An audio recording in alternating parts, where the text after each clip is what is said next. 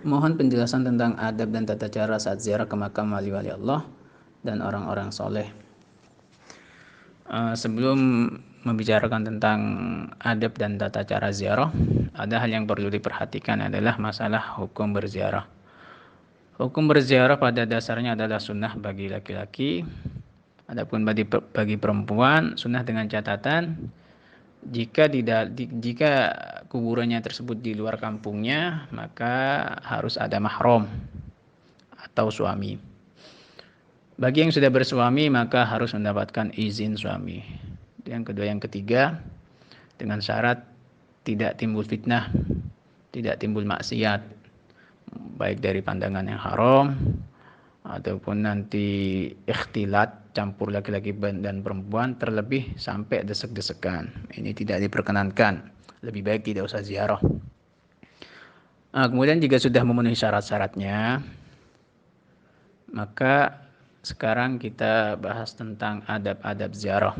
Yang pertama adalah kita menata niat. Niat ziarah karena Allah Subhanahu wa taala dan menjalankan perintah Nabi sebagaimana disebutkan, kuntu qad nahaitukum an ziyaratil quburi ala fazuruha fa innaha tudzakirukum al-akhirah, wa fi riwayatin tudzakirukum al-maut, wa fi riwayatin tuzhidukum fid dunya. Kata Nabi, dahulu aku melarang kalian dari ziarah kubur, maka sekarang ziarahilah kubur. Kenapa? Karena ziarah kubur itu mengingatkan tentang akhirat, membuat hati menjadi lunak, membuat hati kita lebih zuhud kepada dunia. Jadi inti utama dari ziarah kubur adalah untuk mengingatkan diri kita sendiri bahwanya kita ini akan mati. Itu yang pertama. Yang kedua, kita posisi tempatnya ya. Kita berdirinya itu ketika dikubur, berdirinya paling bagusnya di sebelah kepala mayit.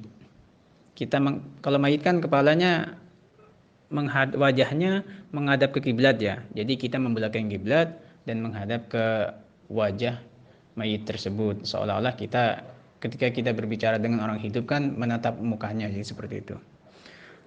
Adapun salamnya di sini ada beberapa sigot ya, ada beberapa lafal yang disebutkan di beberapa hadis. Di antaranya yang banyak digunakan di Indonesia ataupun yang tertulis di makam-makam. Assalamualaikum diyara qaumin mu'minin wa inna insyaallah bikum lahikun.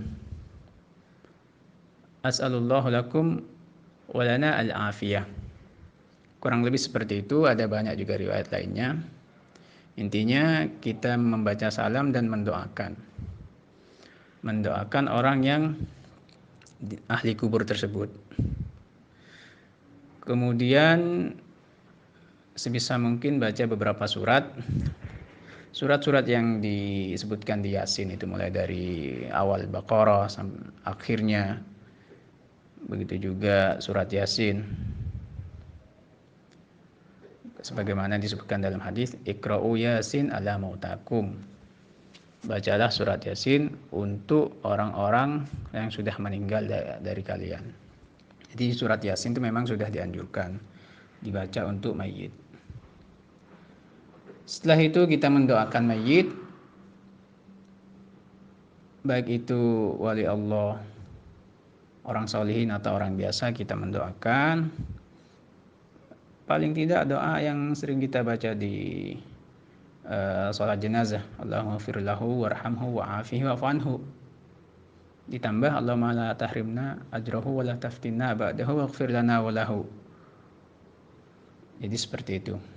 Kemudian untuk tawassul, kan ada masalah bertawassul, yaitu berdoa kepada Allah dengan perantara wali atau orang soleh atau nabi, tapi mintanya tetap sama Allah, seperti yang diajarkan oleh kaum salaf Kalau bahasa Arabnya gini, Allahumma inni atawassalu ilaika binabiyika atau biwaliyika. Allahumma inni atawassalu ilaika binabiyika.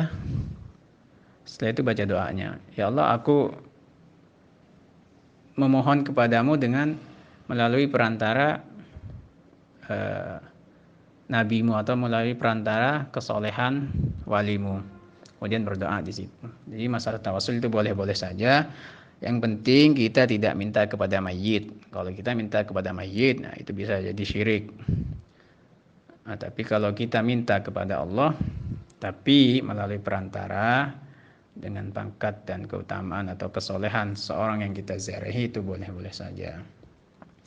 Kemudian yang terpenting adalah tidak boleh menginjak kuburan, tidak boleh duduk di atas kuburan.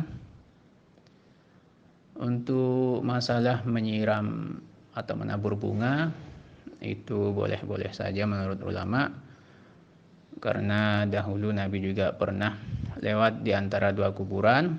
Dua kuburan ini orang-orangnya sama-sama disiksa, yang satu karena kencingnya tidak tuntas, yang satunya lagi karena suka mengadu domba, suka ngadu orang lain.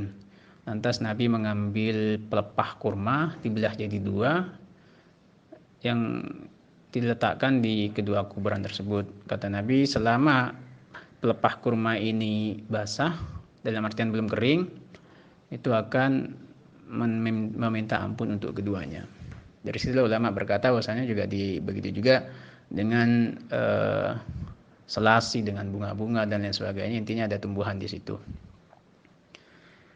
Kemudian apakah boleh kita mengusap makam, bertabarruk ataupun menjum makam? Di sini ulama beda pendapat, ada yang mengatakan makruh, ada yang mengatakan boleh.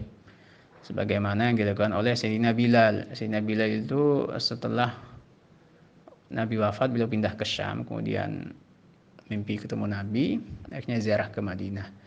Ketika menziarahi Nabi di Madinah, ke makamnya, beliau itu menempelkan pipinya ke makam karena rindu yang tak tertahankan. Begitu juga Sayyidina Abdullah bin Umar, beliau pernah mengusap, menempelkan tangannya ke makam. Jadi ini boleh-boleh saja, tapi sebaiknya tidak usah terlalu berlebihan. Sebagaimana ketika kita menziarahi orang yang hidup, ketika kita bertemu dengan orang yang hidup, kita bertemu dengannya sewajarnya saja, hanya sekedar salaman, tidak sampai mengusap dan lain sebagainya. Jadi seperti itu kurang lebih. Wallahu a'lam bishawab.